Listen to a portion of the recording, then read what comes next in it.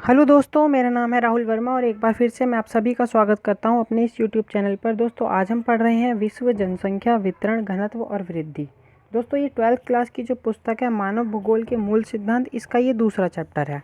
ठीक है दोस्तों, तो हम शुरुआत करेंगे इस चैप्टर की, पॉइंट्स वाइज पॉइंट पढ़ेंगे। ठीक है, तो इसका जो पहला पॉइंट्स होगा वो होगा विश्व में जनसंख्या वितरण के प्रारूप। ठीक है दोस्तों, इसी प्रकार इसका दूसरा पॉइंट्स होता है जनसंख्या का घनत्व। ठीक है दोस्तों, जनसंख्या का घनत्व। इसी प्रकार से इसका तीसरा पॉइंट बनेगा, ठीक है, जनसंख्या वितरण को प्रभावित करने वाले कारक। ठीक है, और चौथा पॉइंट होगा जनसंख्या वृद्धि। तो दोस्तों, हम अभी शुरुआत में ये 4 पॉइंट करेंगे। ठीक है, 4 पॉइंट्स के बाद मैं आपको आगे ले चलता हूँ। ठीक है दोस्तों, तो ये जो 4 पॉइंट्स हैं ये हम नोट्स के थ्रू करने वाले हैं। तो चलिए दोस्तों, नोट्स पर चलते हैं। तो दोस्तों, ये जो नोट्स हैं ये मैंने खुद लिखे हैं। ठीक है, ये किसी भी प्रकार का आप इसको कॉपी नहीं कर सकते हैं। ठीक है, कॉपी करके मतलब अपनी वीडियो नहीं बना सकते हैं। तो दोस्तों, इसको कॉपी मत कीजिएगा। ठीक है, और बाकी आप इसको पढ़ाई से रिलेटेड जो भी 12th के स्टूडेंट्स हैं वो यूज़ कर सकते हैं। Thank you. तो चलिए दोस्तों, ये जो हमारा पहला पॉइंट था, ठीक है, विश्व जनसंख्या वितरण के प्रारूप। ठीक है, तो उसे देख लेते हैं। उसका एक मैंने पहला क्वेश्चन बनाया है, विश्व में जनसंख्या वितरण के प्रारूप बताइए। तो दोस्तों, यहाँ पर हम पहले जनसंख्या वितरण को समझ लेते हैं। दोस्तों, जनसंख्या वितरण का अर्थ होता है धरातल पर यानी कि ज़मीन पर यानी कि पृथ्वी पर जो मानव हैं, जो लोग हैं, वो किस प्रकार से फैले हुए हैं।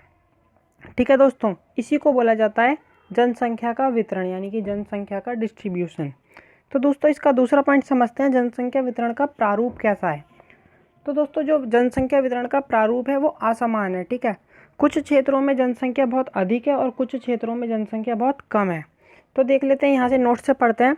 जनसंख्या वितरण के प्रारूप का संबंध लोगों के वितरण या फैलाव की प्रकृति से है। ठीक है, किस प्रकार का उसका नेचर है, जो लोग फैले हुए हैं उसका नेचर यानी कि प्रकृति कैसी है, इसी को बोला जाता है जनसंख्या वितरण का प्रारूप।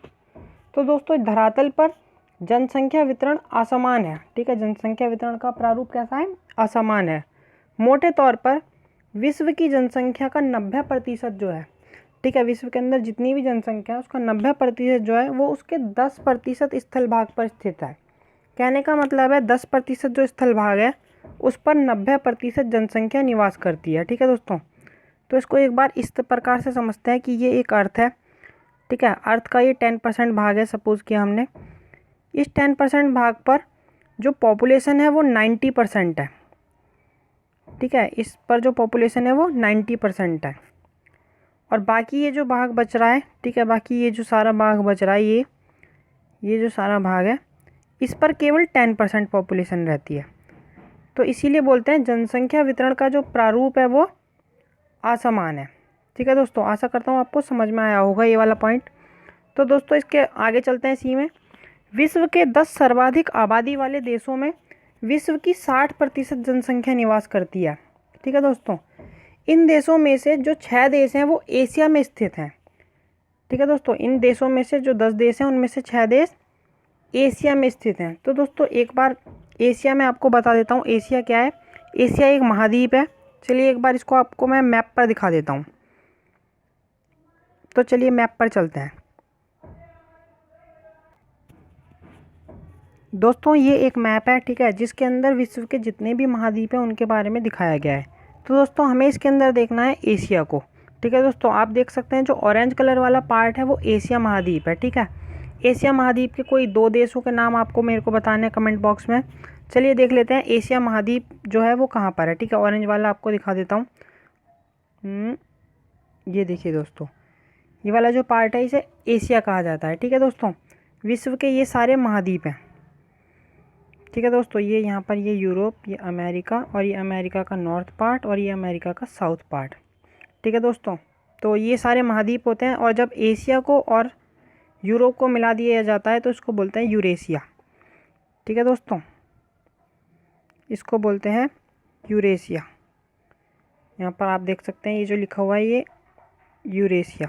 ठीक है दोस्तों, ये जो है ओके। तो चलिए दोस्तों, हम अपने पॉइंट्स पर वापस चलते हैं। ओके, तो दोस्तों आपने एशिया देख लिया कहाँ पर है। ठीक है, तो विश्व के जो ये 10 सर्वाधिक आबादी वाले क्षेत्र हैं उसमें 60% जनसंख्या रहती है और उस 60% जनसंख्या में जो 6 देश हैं उन 6 देशों में जो जनसंख्या है वो केवल एशिया में है, ठीक है। इन 10% जो ये जो 10 देश हैं इनमें से 6 देश जो हैं वो केवल एशिया के अंदर स्थित हैं, ठीक है दोस्तों। तो ये एक टेबल दे रखी है जिसके अंदर बताया गया है कि भारत और चीन की जो आबादी है वो विश्व के इन 10 देशों से भी ज़्यादा है, ठीक है।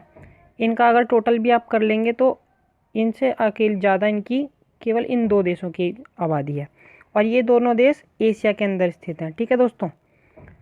तो आप देख सकते हैं कि जो तीसरा सबसे अधिक आबादी वाला देश है वो है संयुक्त राज्य अमेरिका, ठीक है दोस्तों। जो तीसरा सबसे अधिक आबादी वाला देश है वो है संयुक्त राज्य अमेरिका, और इसकी जो पॉपुलेशन है वो भारत से कई गुना कम है, ठीक है दोस्तों। तो भारत की अकेले की पॉपुलेशन बहुत ज़्यादा है, और इससे भी ज़्यादा है चीन की पॉपुलेशन, ठीक है दोस्तों। इससे भी ज़्यादा है चीन की पॉपुलेशन, और ये जो डाटा है वो है 2001 का, ठीक है दोस्तों। ये जो डाटा है वो है 2001 का। तो दोस्तों आपको समझ में आया होगा विश्व में जनसंख्या वितरण के प्रारूप, ठीक है। जनसंख्या वितरण का प्रारूप असमान है, कुछ क्षेत्रों में बहुत कम जनसंख्या है और कुछ क्षेत्रों में बहुत अधिक जनसंख्या है, बस यही था इसका कंसेप्ट। तो चलिए दोस्तों दूसरे पॉइंट्स पर चलते हैं। जो दूसरा हेडिंग था हमारी बुक में वो था जनसंख्या का घनत्व। तो दोस्तों समझ लेते हैं जनसंख्या का घनत्व किसे कहते हैं। तो दोस्तों इसका मैंने एक क्वेश्चन बनाया है, जनसंख्या के घनत्व का क्या अर्थ है, इसे कैसे मापा जाता है, और विश्व में जनसंख्या घनत्व के प्रमुख क्षेत्र बताइए, ठीक है। तो चलिए देख लेते हैं। सबसे पहले देखेंगे हम जनसंख्या का घनत्व किसे कहते हैं। तो दोस्तों जनसंख्या का घनत्व जो होता है वो होता है प्रति वर्ग किलोमीटर क्षेत्र में रहने वाली जनसंख्या या फिर व्यक्तियों की संख्या को जनसंख्या घनत्व कहते हैं, ठीक है दोस्तों। तो समझाता हूँ मैं आपको इसको। एक एग्जांपल लेते हैं, जैसे कि ये एक क्षेत्र है, ठीक है। प्रति वर्ग किलोमीटर कहने का मतलब है स्क्वायर है, ठीक है। वर्ग बोलते हैं स्क्वायर को, ठीक है। तो ये प्रति वर्ग किलोमीटर क्षेत्रफल है, और इसके अंदर जितने भी व्यक्ति रहते हैं, सपोज कीजिए 100 व्यक्ति रहते हैं इस क्षेत्र में, तो इसको बोला जाता है दोस्तों जनसंख्या का घनत्व। समझ में आया आपको। प्रति वर्ग किलोमीटर क्षेत्रफल पर रहने वाले व्यक्तियों की संख्या को जनसंख्या घनत्व कहते हैं। सिंपल था दोस्तों। ओके चलिए आगे चलते हैं। ये जो जनसंख्या घनत्व होता है इसको जनसंख्या अपॉन में क्षेत्रफल करके मापा जाता है। तो दोस्तों समझा देता हूँ। सपोज़ कीजिए ये जो क्षेत्र था ये हमारा अब 10 किलोमीटर है, ठीक है। ये है 10 किलोमीटर का क्षेत्रफल, और इसके अंदर 10 किलोमीटर क्षेत्रफल में जो लोग रहते हैं वो हैं 10,000, या चलिए 10,000, ठीक है। ओके 10,000 लोग रहते हैं। तो जनसंख्या घनत्व कैसे मापा जाएगा, ठीक है। तो इसमें देखेंगे जनसंख्या को ऊपर लिख देंगे, ठीक है, और नीचे लिख देंगे क्षेत्रफल को, ठीक है। तो क्षेत्रफल कितना था 10 किलोमीटर, और जनसंख्या कितनी थी 10,000, ठीक है 10,000। ओके तो एक जीरो से एक जीरो कट गया, ठीक है। जनसंख्या घनत्व कितना आ गया 1,000। तो इसको ऐसे मापा जाता है दोस्तों। और ये किसके बीच में अनुपात होता है जनसंख्या घनत्व, जनसंख्या, ठीक है, ऊपर जनसंख्या है और नीचे क्षेत्रफल का अनुपात होता है, ठीक है दोस्तों। तो ये इसका फॉर्मूला भी है, ठीक है। इसी फॉर्मूले के हिसाब से भी आप इसको परिभाषित कर सकते हैं, और यही इसी तरीके से आप इसको आकलन कर सकते हैं। तो आकलन करके बता रखा है, यहाँ पर दिखा रखा है, ये आप देख सकते हैं जनसंख्या घनत्व, ठीक है। कितना दे रखा है जनसंख्या जो ली है वो ली है 1.5 लाख, ठीक है, 1,50,000, और क्षेत्रफल लिया है 100 किलोमीटर। तो 2 जीरो से 2 जीरो काट दिए, 1500 व्यक्ति जो है वो प्रति वर्ग किलोमीटर क्षेत्र पर रहते हैं, ठीक है। ये हमारा जनसंख्या घनत्व आ गया है। तो दोस्तों अभी हम तक हमने पढ़ा है जनसंख्या घनत्व किसे कहते हैं और इसे कैसे मापा जाता है। चलिए तीसरे पॉइंट पर चलते हैं, जो कि है जनसंख्या घनत्व के प्रमुख क्षेत्र बताइए, ठीक है। तो इसके प्रमुख क्षेत्र देख लेते हैं। इसके प्रमुख क्षेत्रों को दोस्तों 3 भागों में बांटा जाता है। ऐसे क्षेत्र जहाँ पर उच्च जनसंख्या घनत्व है, ऐसे क्षेत्र जहाँ पर मध्यम जनसंख्या घनत्व है, और ऐसे क्षेत्र जहाँ पर विरल यानी कि बहुत कम जनसंख्या घनत्व है। तो इसमें 1-2 याद कर लीजिए, ठीक है। वैसे ज़्यादा इंपॉर्टेंट है नहीं, पर अगर बुक में है तो इसीलिए मैंने आपको समझा दिया है, ठीक है। उच्च जनसंख्या घनत्व वाले क्षेत्रों में आता है मानसून एशिया, मध्यम में आता है एशिया का चीन और दक्षिणी भारत का क्षेत्र, और विरल में आता है उत्तरी ध्रुव और दक्षिणी ध्रुव, ठीक है। उत्तरी ध्रुव और दक्षिणी ध्रुव इसलिए विरल में है क्योंकि ये बहुत ठंडे प्रदेश होते हैं, ठीक है। यहाँ पर अपेक्षाकृत कम जनसंख्या निवास करती है, तो इसीलिए कब सबसे कम वालों में, ठीक है। तो चलिए दोस्तों तीसरे पॉइंट पर चलते हैं, जो कि बुक के हिसाब से तीसरा पॉइंट है, ठीक है। और वो है हमारा जनसंख्या वृद्धि, नहीं, जनसंख्या वितरण को प्रभावित करने वाले कारक, ठीक है। तो जनसंख्या वितरण को प्रभावित करने वाले कारक यानी कि बुक का तीसरा हेडिंग देख लेते हैं। और दोस्तों इसका जो क्वेश्चन होता है वो हमारा 1 से लेकर 6 नंबर तक का क्वेश्चन बनता है, ठीक है, 1 से लेकर 6 नंबर तक का। तो मैंने इसीलिए यहाँ पर 6 पॉइंट्स ले लिए हैं, ठीक है दोस्तों। तो चलिए देख लेते हैं, जनसंख्या वितरण को प्रभावित करने वाले कारक बताइए। तो देखिए इसके निम्नलिखित 6 कारक हैं, ठीक है। तो सबसे पहले देखते हैं जल की उपलब्धता। तो दोस्तों आप कहाँ पर रहेंगे, जहाँ पर जल होगा, ठीक है। तो जिन क्षेत्रों में जल की उपलब्धता होती है या स्वच्छ जल उपलब्ध होता है वहाँ पर जनसंख्या अधिक निवास करती है। जिन क्षेत्रों में जल की उपलब्धता कम होती है वहाँ पर जनसंख्या कम निवास करती है। चलिए दूसरा पॉइंट देखते हैं, भू आकृति, ठीक है, यानी कि वहाँ पर जो भूमि है वो कैसी है। एक होती है दोस्तों समतल भूमि, ठीक है, एक होती है समतल भूमि और एक होती है पर्वतीय यानी कि पहाड़ी भूमि, ठीक है दोस्तों। समतल भूमि में जनसंख्या अधिक निवास करती है, पहाड़ी भूमि में जनसंख्या कम निवास करती है, ठीक है दोस्तों। तो चलिए तीसरे पॉइंट पर आते हैं, जलवायु। तो दोस्तों जलवायु का मतलब मौसम से होता है, ठीक है। तो जिन क्षेत्रों में अधिक सर्दी होती है, ठीक है, जहाँ पर ठंड अधिक होती है वहाँ पर जनसंख्या कम निवास करती है, ठीक है। जिन क्षेत्रों में ठंड कम होती है, ठीक है, वहाँ पर जनसंख्या ज़्यादा निवास करती है। या फिर इसको दूसरे तरीके से अगर समझें तो दूसरा तरीका होगा, जिन क्षेत्रों में गर्मी अधिक होती है, ठीक है, वहाँ पर जनसंख्या कम निवास करती है। जिन क्षेत्रों में गर्मी कम होती है वहाँ पर जनसंख्या अधिक निवास करती है। तो दोस्तों आप इसको लिखेंगे कैसे, इसको हम लिखेंगे जिन क्षेत्रों की जो मौसमी दशाएं हैं वो मनुष्य के लिए अनुकूल हैं वहाँ पर जनसंख्या अधिक निवास करेगी, ठीक है। अनुकूल मतलब कि आपके रहने के हिसाब से है, ठीक है, जो मौसम है वो आपके रहने के हिसाब से है, तो अनुकूल है तो वहाँ जनसंख्या अधिक निवास करेगी। जिन क्षेत्रों में जनसंख्या के लिए यानी कि लोगों के लिए जो मौसम है वो प्रतिकूल है वहाँ पर जनसंख्या कम निवास करेगी। तो चलिए दोस्तों इसके बाद देख लेते हैं जलवायु के बाद अगला टॉपिक जो कि है मिट्टी, ठीक है दोस्तों। मिट्टी का कंसेप्ट ये है कि जो मिट्टी है जिन क्षेत्रों की उपजाऊ है, ठीक है, जिन क्षेत्रों की मिट्टी जो है वो उपजाऊ है वहाँ पर जनसंख्या अधिक निवास करती है, ठीक है। जबकि जिन क्षेत्रों की भूमि जो होती है वो बंजर होती है वहाँ पर जनसंख्या कम निवास करती है, ठीक है दोस्तों। ओके, इसके बाद चलते हैं अगले टॉपिक पर जो कि है रोज़गार के अवसर। तो दोस्तों जहाँ पर रोज़गार के अवसर अधिक उपलब्ध होते हैं वहाँ पर जनसंख्या अधिक निवास करती है, जहाँ पर रोज़गार के अवसर नहीं होते हैं वहाँ पर जनसंख्या कम निवास करती है, ठीक है दोस्तों। इसके बाद छठा पॉइंट देख लेते हैं जो कि है राजनीतिक कारक। राजनीतिक कारक में होता है दोस्तों जिन प्रदेशों की में शांति स्थापित होती है, ठीक है, या फिर राजनीतिक स्थिरता होती है, या फिर राजनीतिक स्थिरता होती है, उन क्षेत्रों में जनसंख्या अधिक निवास करती है। जबकि जिन क्षेत्रों में राजनीतिक अशांति होती है वहाँ पर जनसंख्या कम निवास करती है। तो दोस्तों ये हमने जाना जनसंख्या वितरण को प्रभावित करने वाले कारक, ठीक है, जिसमें हमने पढ़ा जल की उपलब्धता, भू आकृति, जलवायु, मिट्टी, रोजगार के अवसर और राजनीतिक कारक। तो ये 6 कारक हमने पढ़े हैं जनसंख्या वितरण को प्रभावित करने वाले। तो दोस्तों आप देख लेते हैं बुक के हिसाब से चौथा पॉइंट, ठीक है। चौथा पॉइंट था क्या था, याद है, जनसंख्या वृद्धि। तो चलिए चलते हैं, बुक भी आप देख सकते हैं साथ में, बुक के हिसाब से जनसंख्या वृद्धि जो है वो चौथा हेडिंग है। तो दोस्तों जनसंख्या वृद्धि पर हम आ गए हैं, ठीक है। इसका मैंने जो क्वेश्चन बनाया है वो है जनसंख्या वृद्धि से आप क्या समझते हैं, जनसंख्या परिवर्तन के घटक बताइए, ठीक है दोस्तों। तो चलिए एक बार देख लेते हैं, एक कंसेप्ट आपको समझा देता हूँ कि ये जो वृद्धि है, ठीक है, अभी तक हम सोचते थे कि वृद्धि का मतलब होता है बढ़ना, ठीक है, पर हमारी बुक के हिसाब से इसका मतलब बढ़ना नहीं है, इसका मतलब है परिवर्तन, ठीक है। ये डेल्टा का सिंबल है, ठीक है, इसका मतलब है परिवर्तन। डेल्टा जो है वो परिवर्तन को बताता है। चलिए तो देख लेते हैं जनसंख्या वृद्धि का क्या मतलब होता है।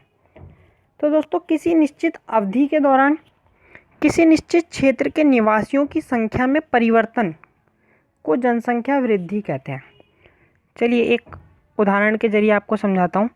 एक निश्चित अवधि लेनी है आपको, ठीक है, टाइम पीरियड लेना है, जैसे कि हमने लिया 2000, ठीक है, 2001 और 2011, ठीक है।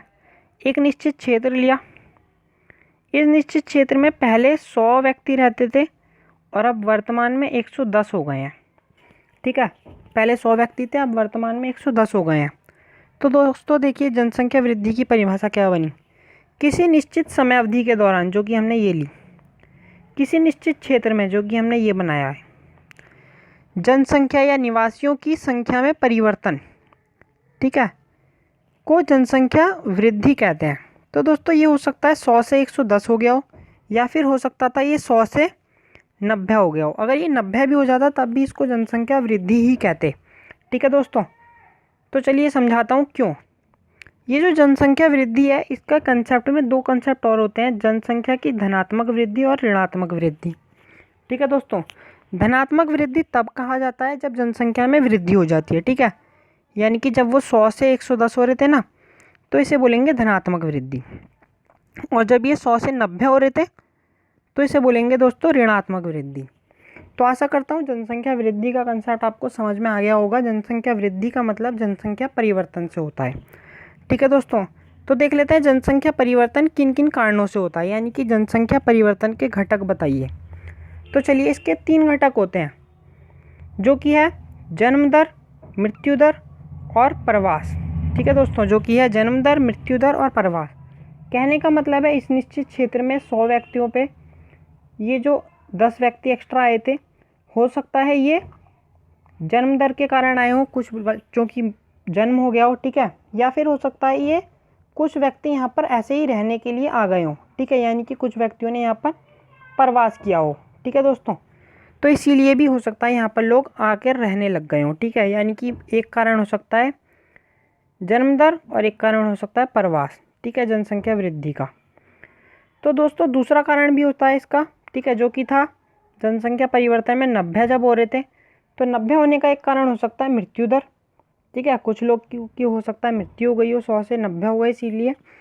या फिर हो सकता है कुछ लोग यहाँ से जाकर कहीं और पर बस गए हों, किसी और क्षेत्र में रहने लगे हों, तो भी तो यहाँ की जनसंख्या कम हो सकती है। तो इसीलिए जनसंख्या जो परिवर्तन है, यानी कि जनसंख्या जो वृद्धि है, उसके 3 घटक होते हैं। क्या क्या होते हैं, जन्म दर, मृत्यु दर और प्रवास, ठीक है दोस्तों। तो जन्म दर भी सेम है, किसी निश्चित क्षेत्र में किसी निश्चित समय अवधि के दौरान जन्म लेने वाले शिशुओं की संख्या को जन्म दर कहते हैं, ठीक है। प्रति 1000 व्यक्तियों पर देखनी होती है इसको, तो इसीलिए इसको बोलते हैं, ठीक है, प्रति 1000 व्यक्तियों पर जन्म लेने वाले बच्चों की संख्या, ठीक है। तो जन्म दर समझ में आया दोस्तों। मृत्यु दर भी ठीक ऐसे ही है, प्रति 1000 व्यक्तियों पर मरने वाले व्यक्तियों की संख्या, ठीक है। और इसी प्रकार से प्रवास होता है। प्रवास का मैंने एक अलग से क्वेश्चन बनाया है, तो प्रवास को वहाँ पर समझ लेते हैं, ठीक है दोस्तों। तो चलिए प्रवास पर चलते हैं। तो दोस्तों क्वेश्चन है, प्रवास से आप क्या समझते हैं, यह कितने प्रकार का होता है और लोग प्रवास क्यों करते हैं, ठीक है दोस्तों। तो इसमें क्वेश्चन के जो 3 भाग हैं, ठीक है, प्रवास से आप क्या समझते हैं, प्रवास कितने प्रकार का है और लोग प्रवास क्यों करते हैं। तो चलिए देखते हैं सबसे पहले प्रवास क्या है। तो जनसंख्या के किसी एक स्थान से, ठीक है, जनसंख्या के किसी एक स्थान से दूसरे स्थान पर जाकर बसने को प्रवास कहते हैं, ठीक है। जब लोग यहाँ से जाकर यहाँ बस जाते हैं तो इसको प्रवास कहते हैं। और इसका कोई निश्चित टाइम पीरियड नहीं होता, वो यहाँ पर आकर अब रहने लगे हैं, ठीक है, वापस यहाँ पर नहीं जाएंगे, वापस यहाँ पर नहीं जाएंगे। तो दोस्तों इसे ही बोला जाएगा प्रवास, ठीक है दोस्तों। तो प्रवास आशा करता हूँ आपको समझ में आया होगा प्रवास किसे कहते हैं।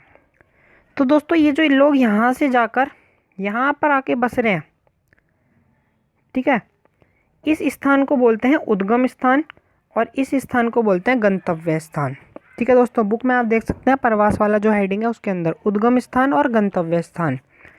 तो चलिए दोस्तों ये कंसेप्ट हमारा क्लियर हो गया, उद्गम और गंतव्य स्थान। अब देखते हैं प्रवास के 2 प्रकार होते हैं, ठीक है, एक होता है आप्रवास, एक होता है उत्प्रवास। तो दोस्तों आप्रवास होता है, आप्रवास क्या होता है, आप्रवास होता है जब ये जो क्षेत्र है ये हमारा क्षेत्र है और ये जो क्षेत्र है ये उन लोगों का क्षेत्र है, ठीक है, जहाँ से लोग आ रहे हैं। तो किसी एक स्थान पर, ठीक है, जब लोग अन्य स्थानों से आकर बसने लगते हैं, तो इसको बोलते हैं आप्रवास। ठीक है दोस्तों, समझ में आया कंसेप्ट। जब किसी एक स्थान पर लोग अन्य जगहों से आकर बसने लगते हैं तो इसको बोलते हैं आप्रवास। ठीक है दोस्तों, चलिए अब देखते हैं उत्प्रवास का कंसेप्ट। उत्प्रवास क्या है? ये प्रवास का दूसरा प्रकार होता है। उत्प्रवास होता है जब किसी एक स्थान से लोग दूसरे स्थानों पर या अन्य जगहों पर जाकर बसने लगते हैं तो इसको बोलते हैं उत्प्रवास। ठीक है दोस्तों, तो ये प्रवास के दो प्रकार होते हैं। तो चलिए अब दूसरा इसका जो पार्ट था, लास्ट पार्ट, लोग क्यों करते हैं वो समझ लेते हैं। ओके, लोग प्रवास दो कारणों से करते हैं, या फिर प्रवास के दो कारक होते हैं। एक होता है दोस्तों प्रतिकर्ष कारक, एक होता है अपकर्ष कारक। ठीक है, तो प्रतिकर्ष कारक समझाते हैं पहले। प्रतिकर्ष कारक ऐसे कारक होते हैं जिनके कारण लोगों को ज़बरदस्ती अपने स्थान को छोड़ना पड़ता है। ठीक है, या फिर अगर बुक की लैंग्वेज में देखें तो प्रवास के ऐसे कारक जिनके कारण लोग दूसरे स्थान की ओर आकर्षित होते हैं। ठीक है, यानी कि हम यहाँ पर रहते हैं, यहाँ से हम देखते हैं कि दिल्ली में बेहतर रोज़गार के अवसर हैं। ठीक है, दिल्ली में बेहतर रोज़गार के अवसर हैं। ठीक है, शिक्षा की व्यवस्था अच्छी है, स्वास्थ्य सुविधाएं अच्छी हैं, तो हम यहाँ से इस स्थान को छोड़ देते हैं और यहाँ पर चले जाते हैं। ठीक है, दूसरे स्थान की ओर हम आकर्षित हो रहे हैं। क्यों आकर्षित हो रहे हैं? क्योंकि यहाँ पर सुविधाएं नहीं हैं, ये सारी सुविधाएं यहाँ पर नहीं है, तो हमें छोड़ना पड़ रहा है इसे। तो इसको बोलते हैं, जब हम छोड़ना पड़ रहा होता है तो इसको बोलते हैं दोस्तों प्रतिकर्ष कारक। ठीक है दोस्तों, जैसे कि बेरोजगारी थी यहाँ पर इस स्थान पर। ठीक है, शिक्षा की सुविधाएं नहीं थी, स्वास्थ्य सुविधाएं नहीं थी, तो इन कारणों से हमें इस स्थान को छोड़ना पड़ रहा था। इसको बोलते हैं प्रवास के प्रतिकर्ष कारक। तो दोस्तों इसके उदाहरण हो जाते हैं। ठीक है, प्रतिकर्ष कारक का एक उदाहरण बताइए, तो उदाहरण हो गया इसका बेरोजगारी। ठीक है, बेरोजगारी के अलावा अशिक्षा। ठीक है, और अशिक्षा के अलावा और क्या बताएंगे? स्वास्थ्य सुविधाओं में कमी। ठीक है, तो देख लेते हैं इसका दूसरा पार्ट जो है अपकर्ष कारक। प्रवास के ऐसे कारक जिनके कारण लोग दूसरे स्थान की ओर आकर्षित होते हैं। दोस्तों ये जो है ना, ये वाला इसे आप मत लिखिएगा, ये गलत हो गया है थोड़ा सा। ठीक है, प्रवास के अपकर्ष कारक देख लेते हैं। तो प्रवास के अपकर्ष कारक ऐसे कारक हैं जिनके कारण लोग दूसरे स्थान की ओर आकर्षित होते हैं। ठीक है, दूसरे स्थान की ओर आकर्षित क्यों होते हैं? यहाँ से लोगों को यहाँ जब जाते हैं आकर्षित होकर। ठीक है, ये किस लिए हो रहे हैं? ये आकर्षित होकर जा रहे हैं, वहाँ अच्छा मिल रहा है। ठीक है, यहाँ पर भी व्यवस्था है लेकिन यहाँ अच्छी है, यहाँ पर आकर्षित हो रहे हैं ये। ठीक है, प्रतिकर्ष में क्या था? यहाँ से उन्हें छोड़ना पड़ रहा था, जैसे कि कुछ आपातकाल मतलब आ गया यहाँ पर। ठीक है, कुछ आपदा आ गई। ठीक है, इस कारण यहाँ पर लोगों को छोड़ना पड़ रहा था, तो होता प्रतिकर्ष, या फिर बेरोजगारी आ रही थी। ठीक है, अपकर्ष कारक जिससे लोग आकर्षित होते हैं। ठीक है, जैसे कि होता है बेहतर जीवन स्तर। ठीक है, रोजगार के नए अवसर, शिक्षा सुविधाएं, स्वास्थ्य सुविधाएं, परिवहन व्यवस्था आदि।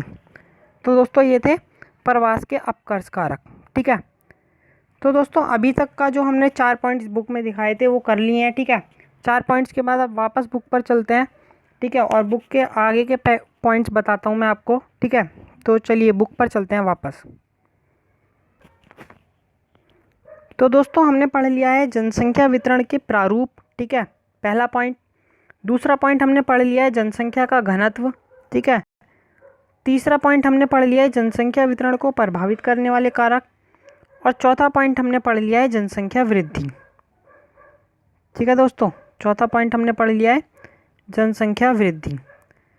तो चलिए दोस्तों आगे चलते हैं बुक के आगे के पॉइंट्स पर। ठीक है, जो कि आगे का पॉइंट्स है, सबसे 4 पॉइंट हो गए। ठीक है, 5वां पॉइंट है जनसंख्या वृद्धि की प्रवृत्तियाँ।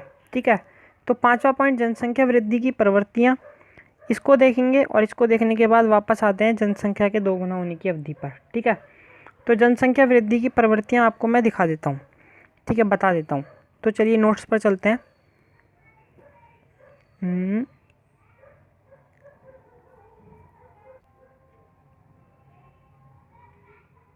ठीक है दोस्तों, तो आप देख लीजिए जनसंख्या वृद्धि की प्रवृत्तियों को 3 बिंदुओं में स्पष्ट कीजिए। ठीक है, यानी कि 3 से 4 नंबर तक का ये क्वेश्चन होता है, जनसंख्या वृद्धि की प्रवृत्तियाँ। तो दोस्तों देखते हैं, इसको आप लिख लीजिएगा, एक काम कीजिएगा। ठीक है, पृथ्वी पर जनसंख्या 600 करोड़ से अधिक है, ठीक है। इस टाइम जो जनसंख्या है वो 600 करोड़ से अधिक है।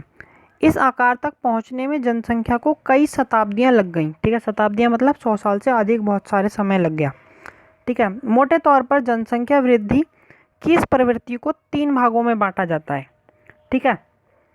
इसकी पहली अवधि होती है, ठीक है, पहला पॉइंट है लगभग 8,000 से 12,000 वर्ष, ठीक है, 8,000 से 12,000 वर्ष पूर्व कृषि के उद्भव व आरंभ के बाद जनसंख्या का आकार बहुत छोटा था, ठीक है। जब कृषि का उद्भव हुआ इतने वर्षों पूर्व तो जनसंख्या बहुत कम थी, ठीक है, लगभग 80 लाख, तब 80 लाख हुआ करती थी दोस्तों।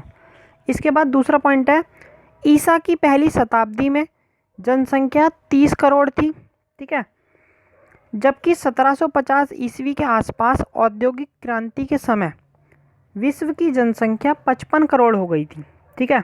तब कितनी हो गई थी? 55 करोड़ हो गई थी। तीसरा पॉइंट है 18वीं शताब्दी में औद्योगिक क्रांति के बाद विश्व जनसंख्या में विस्फोटक वृद्धि हुई।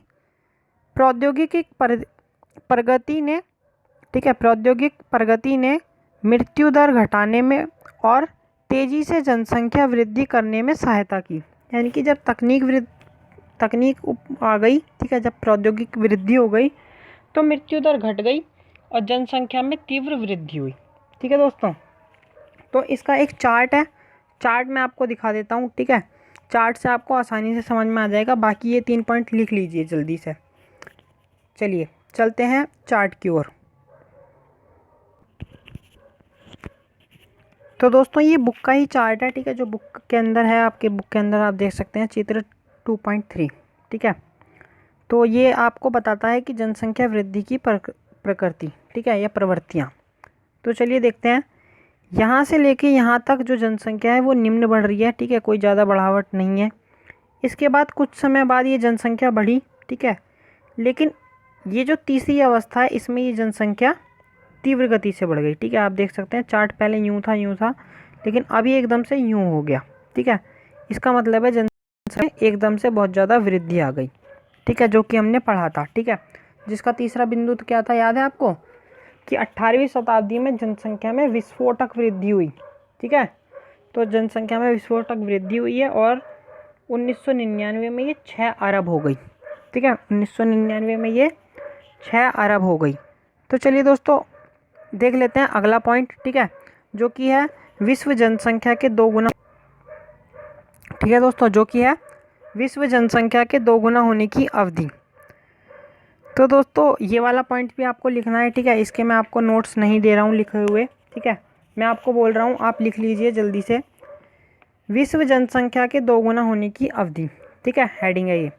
तो हेडिंग के अंदर विश्व जनसंख्या के 2 गुना होने की अवधि वह समय है जिसमें विश्व की जनसंख्या 2 गुनी हो जाती है, ठीक है, जिसमें विश्व की जनसंख्या 2 गुनी हो जाती है।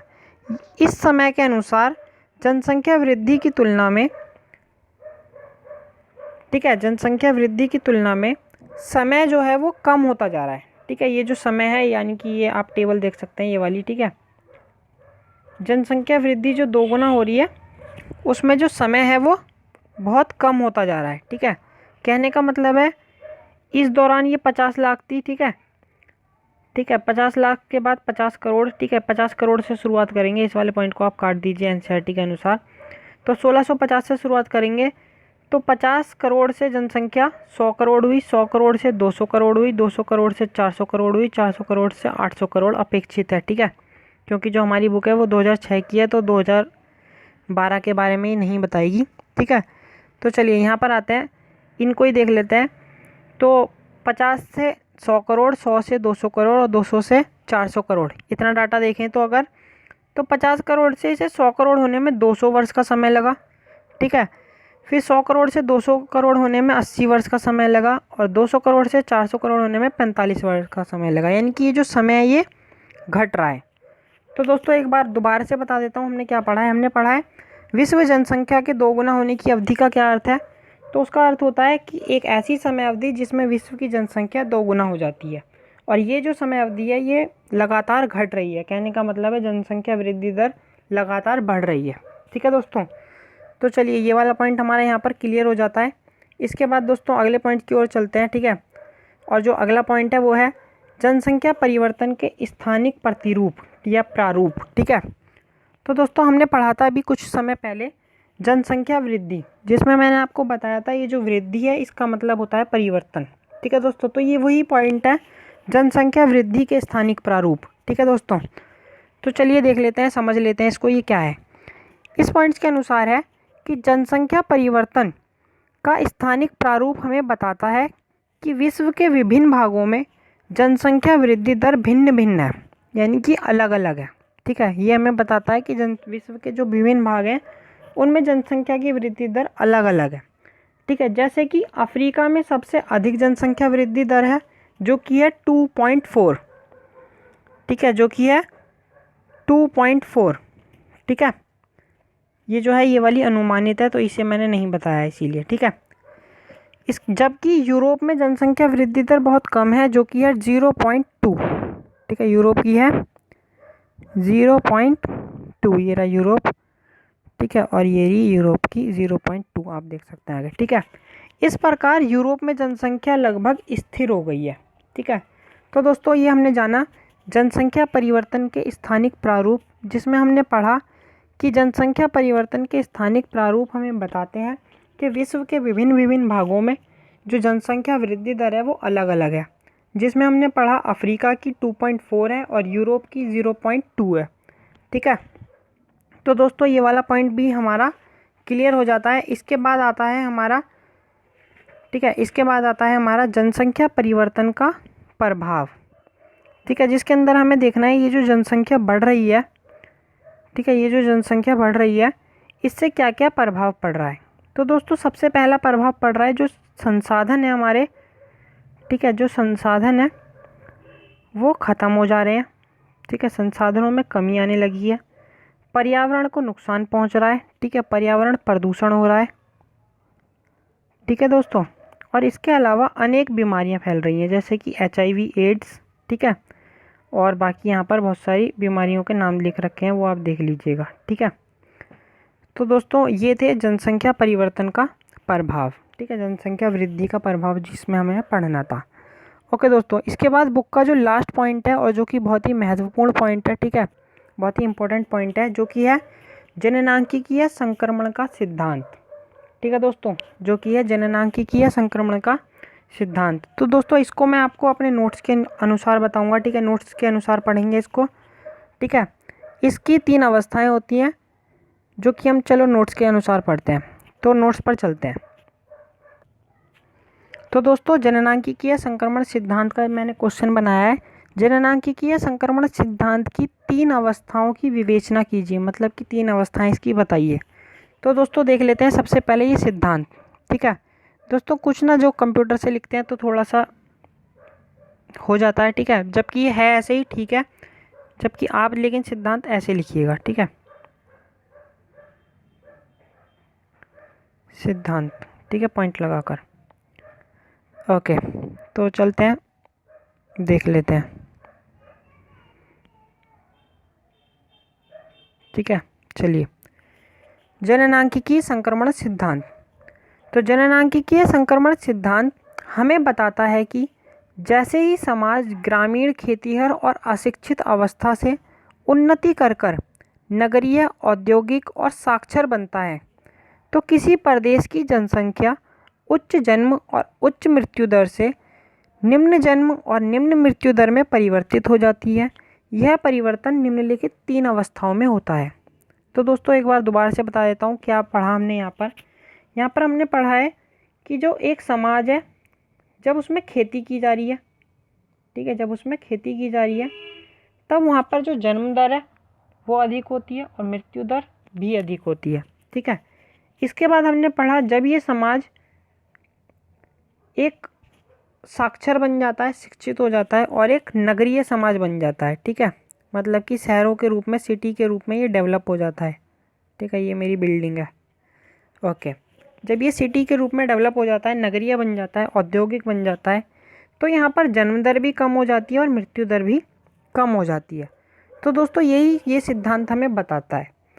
तो एक बार दोबारा से पढ़ लेंगे, ठीक है। जननांकिकी संक्रमण सिद्धांत हमें बताता है कि जैसे ही समाज ग्रामीण, खेतीहर और अशिक्षित अवस्था से उन्नति करके नगरीय, औद्योगिक और साक्षर बनता है, तो किसी प्रदेश की जनसंख्या उच्च जन्म दर और उच्च मृत्यु दर से निम्न जन्म दर और निम्न मृत्यु दर में परिवर्तित हो जाती है। और ये परिवर्तन निम्नलिखित 3 अवस्थाओं में होता है। तो दोस्तों इसकी अवस्थाएं देख लें। ठीक है, इसकी यहाँ पर 3 अवस्थाएं होती हैं। ये जो सिद्धांत है इसकी यहाँ पर 3 अवस्थाएं होती हैं। ये फिगर है, आपको इसे देख लीजिएगा कैसे बनाते हैं। ठीक है, एक लाइन यूँ खींचनी है। ठीक है, एक यहाँ से यूँ लाना है, एक यहाँ से यूँ लाना है और ये सिद्धांत हमारा बन जाएगा। ठीक है, एक यूँ कर दीजिए, एक यूँ कर दीजिए। ये फर्स्ट स्टेज हो गई इसकी, ये सेकंड स्टेज हो गई और ये थर्ड स्टेज हो गई फाइनल वाली। ठीक है, खैर आप देख लीजिएगा फिर कहाँ पर क्या लिखना है। तो दोस्तों ये जो फर्स्ट स्टेज है यहाँ पर उच्च जन्म दर है। ठीक है, ये जन्म दर और मृत्यु दर को दिखा रहा है एक्स एक्स। ठीक है, एक्स एक्सिस पर हम देख सकते हैं कि जन्म दर इस वाली फर्स्ट स्टेज में अधिक है। ठीक है, यानी कि ये जो समाज है ये खेतीहर और ग्रामीण समाज है, जो कि वर्तमान में हमें मिलता है बांग्लादेश के वर्षा वनों के आदिवासियों के रूप में। ठीक है, दूसरी अवस्था पर आते हैं। ठीक है दोस्तों, दूसरी अवस्था पर आते हैं। दूसरी अवस्था में बताती है कि जो समाज है वो परिवर्तित हो रहा है। ठीक है, वहाँ पर क्या हो रहा है, प्रौद्योगिकी यानी कि तकनीक आ गई है, तकनीक विकसित हो गई है, जिस कारण जो मृत्यु दर है वो कम होने लगी है। ठीक है, लेकिन लोगों को अभी भी जन्म दर बढ़ाए हुए हैं, यानी कि लोगों को अभी भी ऐसा विश्वास है कि अगर ये वाला बच्चा हमारा मर जाता है, ठीक है, मृत्यु दर के कारण, जो कि जैसा कि पहले होता था, इसीलिए लोग अभी तक जन्म दर को बढ़ाए रखते हैं। तो कुछ समय तक के लिए जन्म दर बढ़ती रहती है। ठीक है, इसके बाद ये कम हो जाती है। चलिए दोस्तों इसकी 3 अवस्थाओं के बारे में देख लेते हैं कि 3 अवस्थाएं कैसे लिखनी है। आपको चित्र के साथ साथ इन अवस्थाओं के बारे में भी लिखना होता है। ठीक है, तो चलिए उन्हीं की शुरुआत करते हैं। तो प्रथम अवस्था, इस अवस्था में उच्च जन्म दर और उच्च मृत्यु दर होती है, क्योंकि लोग महामारी, कुपोषण के शिकार होते हैं। जनसंख्या वृद्धि धीमी होती है। ठीक है, जनसंख्या वृद्धि क्यों धीमी होती है दोस्तों, वो इसलिए धीमी होती है क्योंकि लोग मर भी ज़्यादा रहे होते हैं और पैदा भी ज़्यादा हो रहे होते हैं। ठीक है, तो जनसंख्या वृद्धि नहीं हो पाती है। ओके, अधिकांश लोग कृषि करते हैं और जहाँ बड़े परिवारों को अधिक परिसंपत्ति माना जाता है, लोग जिनके परिवार अधिक हैं यानी कि वहाँ पर ज़्यादा लोग रहते हैं, तो मतलब ज़्यादा परिसंपत्ति है उनके पास। जीवन प्रत्याशा निम्न होती है, लोग जल्दी मर जाते हैं, कहने का मतलब है। अधिकांश लोग अशिक्षित होते हैं और तकनीकी स्तर भी कम होता है, जिस कारण अधिक उन्नत स्वास्थ्य सुविधाएं उपलब्ध नहीं होती हैं। ठीक है दोस्तों, तो ये थी प्रथम अवस्था। इसके बाद दूसरी अवस्था देख लेते हैं। इस अवस्था के प्रारंभ में जन्म दर अधिक होती है, जैसा कि अभी मैंने ऊपर बताया आपको। ठीक है, लेकिन समय के साथ साथ जन्म दर और मृत्यु दर घटने लगती है। ठीक है, स्वास्थ्य संबंधी सुविधाओं और तकनीकी प्रगति के कारण मृत्यु दर में कमी आ जाती है, जबकि जो जन्म दर है वो मृत्यु दर की अपेक्षा अधिक होती है। ठीक है दोस्तों, तो ये थी दूसरी अवस्था। ठीक है, जिसमें हमने पढ़ा ये वाली अवस्था। ठीक है, जो मृत्यु दर है वो कम होती है जन्म दर की अपेक्षा। ठीक है, ओके, चलिए तीसरी अवस्था पर चलते हैं। ठीक है, तीसरी अवस्था या अंतिम अवस्था।